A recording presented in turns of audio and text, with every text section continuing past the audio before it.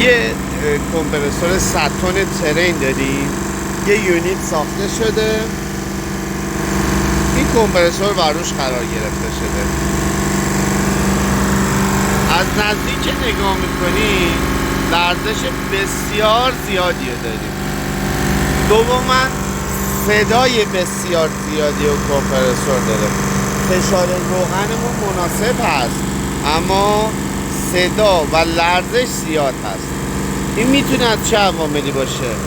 نشون وقتی فشار روغنتون میزونه نشونه که گوش وسطتون ممکنه اوضاعش نسبتا خوب یا خوب باشه، اما توی سرسیلندراتون شما سوپاپ هاتون دچار مشکله، فنرهای سوپاپتون دچار مشکله. توی این مدل ها سوپاپ ها گرد هستن و با فنر هم سوپاپ دیسچارج و فنرهای بزرگ نگه میداره، هم ساکشن پشتش فنرهای کوچیک هست.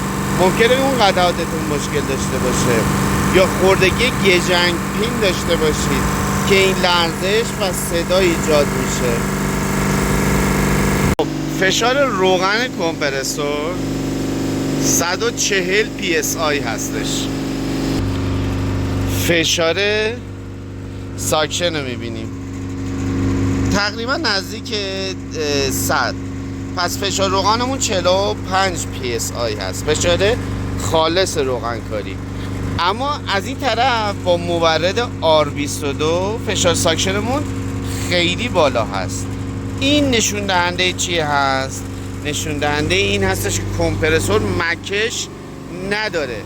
مکش نداشتن کمپرسور میتونه از همون عامل اولیه‌ای باشه که خدمتتون عرض کردم، سوپاپ ها دارای ایراد هستن.